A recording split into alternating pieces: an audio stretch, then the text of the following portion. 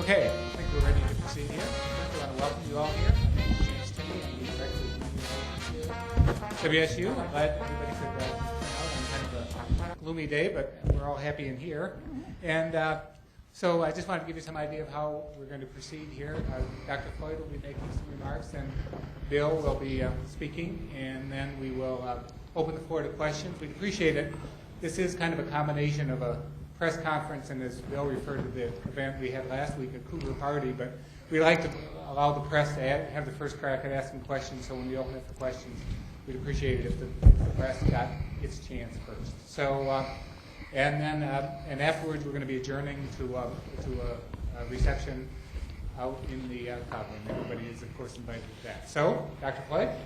Great, James. Thank you very much. I want to thank each and every one of you for being a part of this event. But most importantly, I want you to know how grateful I am as president of this remarkable place, how appreciative I am of your participation in the selection of Bill Moos as our new athletic director. But before I go into more detail in that regard, I want this audience to know, and Cougar Nation generally, how grateful we are as a university for the leadership that Jim Sturck provided us for 10 years. The work that Jim and Debbie and his family were engaged in was unparalleled. Jim did an absolutely remarkable job as our athletic director. I have never worked with anyone who has a high level of integrity and confidence and honesty than Jim Sturck.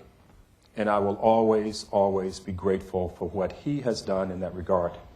And please know that as a university, we wish him well as he assumes his new duties and responsibilities as athletic director at San Diego State University. Secondly, I want to thank Ann McCoy for stepping in the interim basis to lead our athletic department. Ann has done a remarkable job. And in fact, we have a remarkable team. Some individuals have questioned the expeditious way in which we engage in this search, and I want to talk about that first and foremost. The reason that we moved quickly is because we have a world-class university with a world-class academic and athletic program. And in that regard, we have made an intentional effort to recruit the best and brightest, not only in terms of our coaches, but our student athletes. And the reality is, in the competitive world in which we live, anytime that there is a void, others will prey on the best that we have. And I wanted our coaches to know that we were going to identify an athletic director as quickly as we possibly could, not compromising our core values of quality and excellence in all that we do as an institution. When I surveyed those individuals who might be available to join us here at our university, at the top of the list was Bill Moos. And I did not waste any time to seek his candidacy for this position. I also wanted to be very transparent with Cougar Nation to let you know where I was headed, and also engaging to hear your views and perspectives. And I must tell you that literally all of you have shared those with me, and I am better as a consequence. I made a solid commitment when I arrived here 3 years ago that everything that we do at our university will be predicated on uncompromised excellence and quality, and that we will go after the best that this country has to provide in all that we do, from our faculty to our administrators to our athletic programs, because Washingtonians deserve nothing less from Washington State University than to have the best. Our athletes deserve that. Our coaches deserve that in this instance. And you know what? The guy who's sitting to my right represents the best of his class. We have but to look at his work at Montana or his work at Oregon to know that he has had an incredible success story. You have at your places his entire bio, and I will not go through that. But it does reflect the best that this university has to offer in all that we do. I shared with my coaches just today that when we begin to frame our athletic priorities, it is based on uncompromised excellence. And we're going to make sure that our student athletes have a world-class experience in the classroom, but also that they have a remarkable experience in our athletic programs as well. They deserve nothing less, and our institution deserves nothing less. And so we will continue this commitment of going after the best that we can at our university and always understanding what a precious jewel it is to be here at Washington State University. Now, I suspect that the media is going to have some questions regarding compensation, and so let me respond to that immediately. Within the Pac-10, there are 9 of the Pac-10 institutions that will annually respond to salary surveys that are promulgated by the conference. And right now, with the surveys that we have in front of us, the average guaranteed compensation for the athletic director is $400,000. And that is the average compensation based on 9 institutions and not 10. Relative to the guaranteed compensation, in which Bill will have, it is $455,000. It is over the average. I want it to be over the average. We're not an average institution, so we don't pay at that level. And within the group of 9, it represents the 3rd highest guaranteed compensation within that class of institutions. So that is where we are relative to his compensation. I know that you have had a lot of question and inquiry about that. Now, in the spirit of full disclosure, there are some other bonuses and incentives that are part of it. But when we talk about, as my daughter would say, the W-2, it is $455,000. That represents where we are. It's reasonable, it's fair, it's appropriate, especially in the financial climate in which we compete and must survive in this budgetary environment. So, Bill, on behalf of a grateful university, I say to you, welcome home. Thank you. Welcome home. Thank you.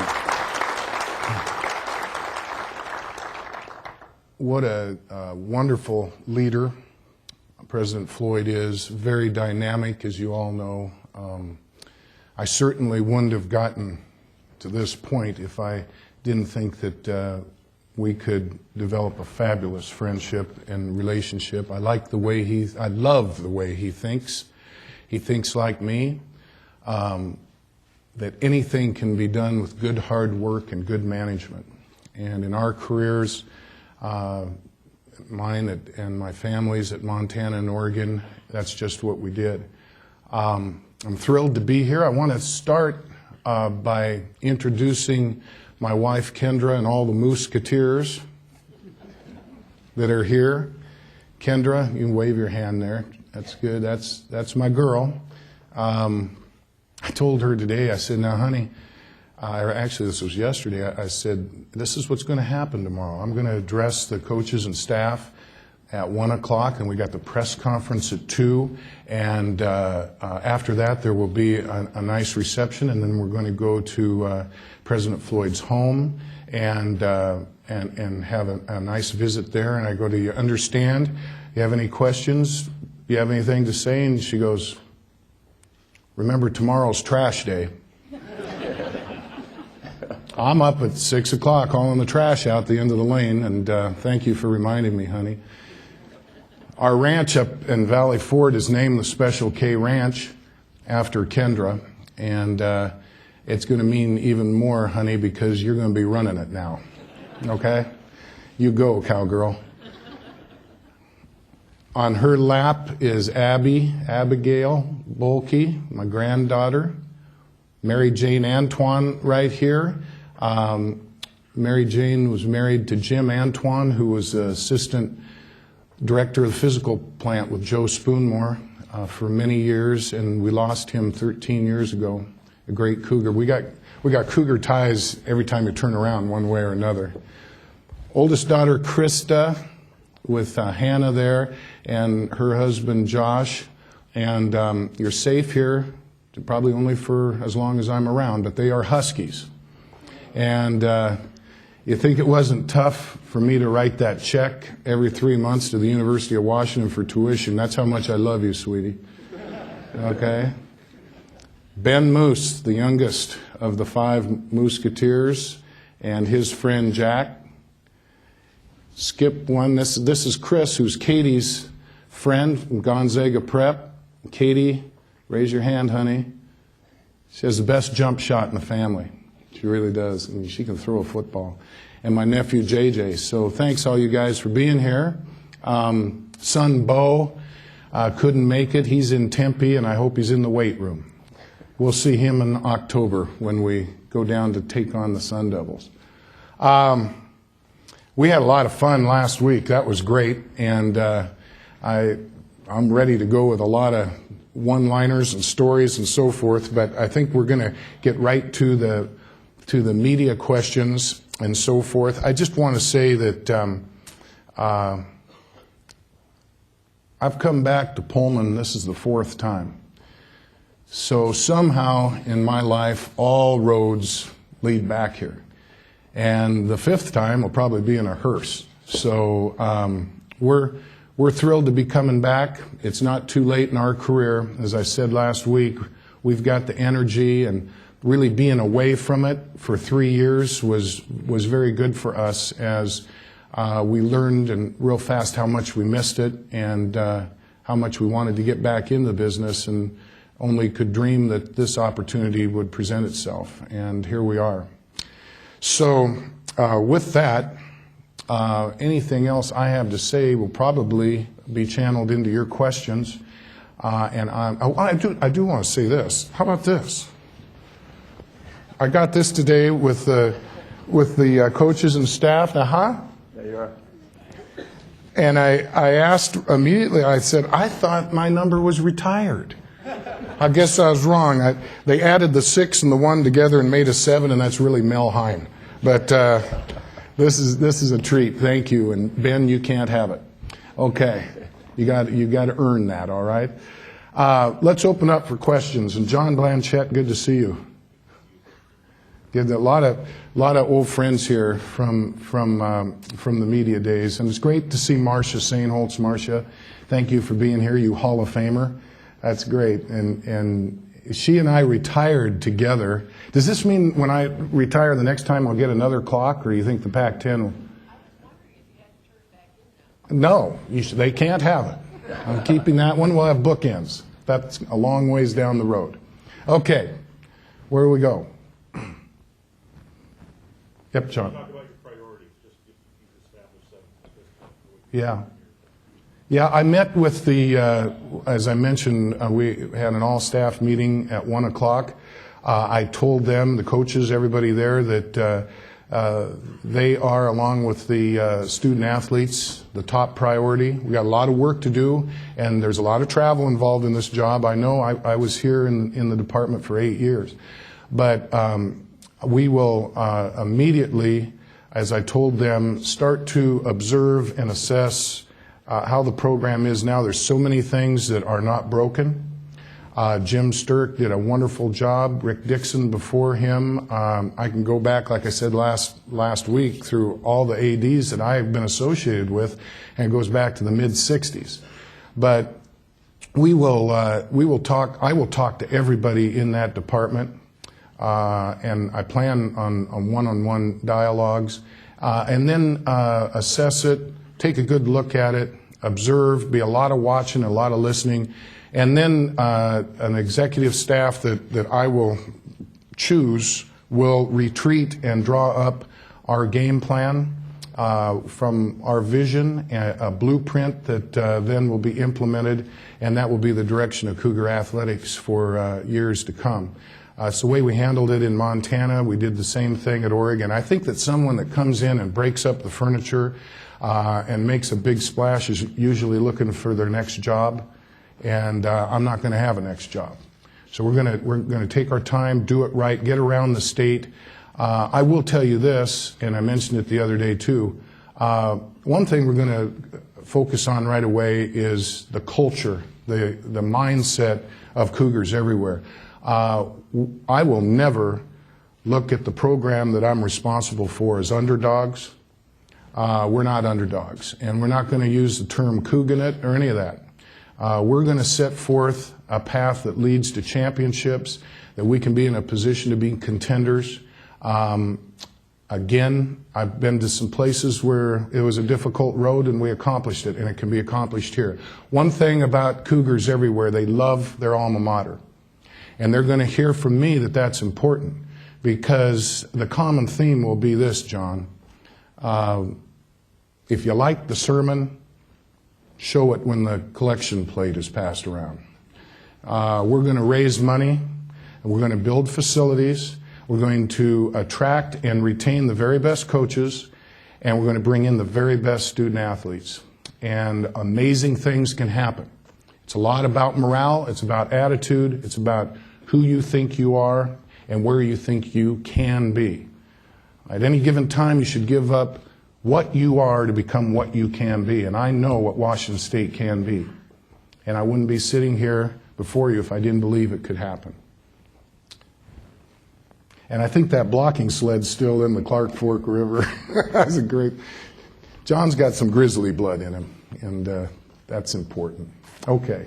Vince, you have a question? Yeah. So what are you going to be doing between now and May 1st? Well, there's a chance that I'm going to be doing events and getting around and reconnecting with Cougars around the state. The department is in very good hands with Ann. She's a true professional. I've admired her and her good work. I had a chance to work with her some on the football coaching search, and of course I'm familiar with her from our Pac-10 days together. So the day-to-day operations are in good shape, and if I am breaking away from my obligations, you know, on my ranch and other things that I've got to tie some loose ends, in my spare time I will be meeting with Cougars and certainly President Floyd and others to set the stage for my actual arrival, which could be before May 1st. We need to discuss that, but for sure by May 1st. And again, we're in capable hands. President Floyd touched on just how quickly, I guess, the search came on the university side. On your side of things, how quickly did the search go, and did it seem kind of like a whirlwind for you? I mentioned last week, 4 days before I was down here to go through the on-campus meetings, the biggest thing on my plate was buying a new tractor. So we always had said, you know, Jim Sturck's a great friend, Jim and Debbie. But in the latter months, we said, you know, if that ever opened up, we'd like to take a look at it, and it would probably depend if we had to get into a search process and all those things which are typical. And again, so impressed with the leadership and the can-do attitude of my president that we had a dialogue. We hit it off very well. And the next thing I knew, I was here. I had a problem finding my suits. Had my suits packed up for 3 years. And Kendra got that taken care of and got them pressed and got me my Cougar tie and some socks. And, you know, here we are. I think you cleaned me up pretty good, honey. Thank you. Other questions? Bill, where are you with the Oregon situation? With the contract there? Yeah, how are you, Howie? Good to see you. Well, the Oregon thing, and I need to point this out, is a situation between Oregon and me. It has nothing to do with President Floyd, with the administration, or anyone at Washington State University. So I have representatives working that for me, and they're very capable. We're hoping that we'll come to some conclusion in a short time, but it was important to get on with this business, and we made the decision that we wanted to turn that over to those who are talented to take care of it, and we're going to take care of our business here. But nothing with that situation could come up in the future and have an impact on this job here? No, not on the job. It could have an impact on me, but I work for Elson Floyd and the Washington State University Cougars, and they're getting 100% of my attention in regards to my work day. I'll still empty the dishwasher, honey. That's okay. Other questions from the audience generally? Yes, please. Where does phase 3 of Marseille rank on your priorities? Well, I want to take a real close look at that, and not going to step forward and give a direct answer. I talked about facilities and how important facilities are, and certainly the potential to have a stadium that can create larger revenue streams from football is extremely important. But as we go through the stage of observing and assessing the program, I want to look and talking with coaches and others what other facilities are extremely important. And those are things that are going to attract the young people to our university. And does the weight room need to be improved? Do locker rooms need to be improved? Where are we in a lot of our outside turfs and all the courts and things that need to be may need to be addressed? So we'll look at all of that and make a priority list. But certainly the phase 3 is extremely important, and one day it's going to be a supply and demand importance because there aren't going to be enough seats available. That's not the case right now, but we're going to move in that direction. Joe, how are you? Joe Campero. Bill, how are you, buddy? I'm great. What do you think of the Pac-10 expanding? You know, I thought at the time when took it to Arizona schools it was a big mistake. Yeah, So did Jankovic. He hated it, Arizona schools. yeah. Because it wasn't a bunch of outlaws.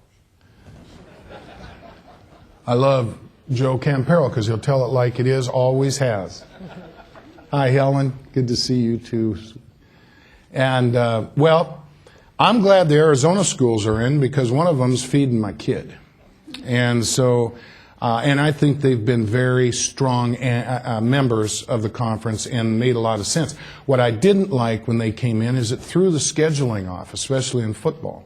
When we were the Pac-8, we played everybody every year, home and home on a 2-year basis. And there are people in the room that know that I fought hard to get that back in place when we went to the 12-game schedule in football. We now are back to that. We play 9, everybody, you have a true champion. There's never any votes or tiebreakers or anything for the Rose Bowl berth. You can crown a true champion. Also, for schools like Washington State, it's important to have a presence in Southern California every single year, so and in the Bay Area. So we're either going to be playing USC or UCLA, Stanford and Cal every year down there, and the other one that we aren't, we're playing up here. So the fans get to see the great players and good programs. So with an expansion, Joe, that would come to an end. There'd be too many teams and too many schools involved, and we'd end up probably going into a northern and southern division.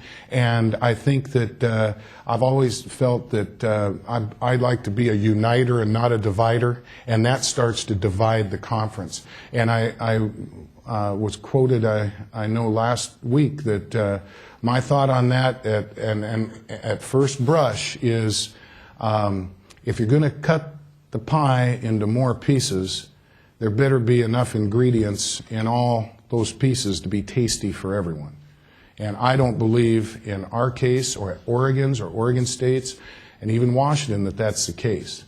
So at first brush, I'm against it. Now, I chaired the Pac-10 television committee, gosh, Marcia, 5, 6, 7 years ago, I don't know. TV markets are a critical aspect to this because there is an arms race and there's money involved, and it's big money in television. We closed those deals, and I think it was 5 years ago, with ABC, ESPN, and then the Fox component for over $313 million.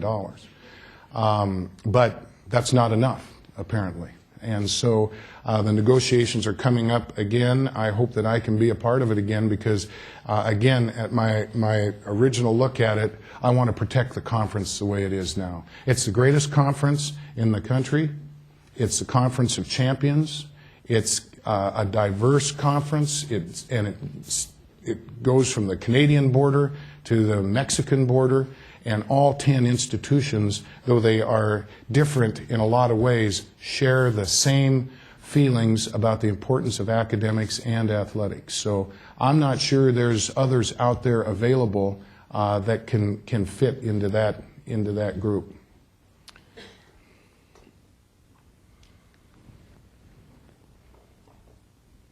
Bill, that executive committee you're talking about forming, the blueprint you're talking about, do you expect to have that done before May 1st? No. That may be done 3 months, 4 months after. I would say prior to going into the 2010-11 academic year. That would be a goal. But I'm not going to shortcut it. I want to make sure that I've had input from everyone and that we're ready as we go into those sessions to start putting this together. It's worked in the past, and it's been quite good at the other places that I've had the opportunity to direct.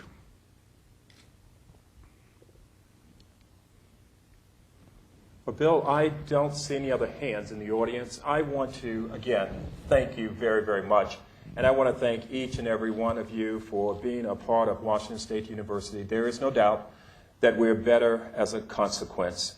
I greatly, greatly acknowledge and appreciate your support and what you do on our behalf each and every day. Thank you all very much.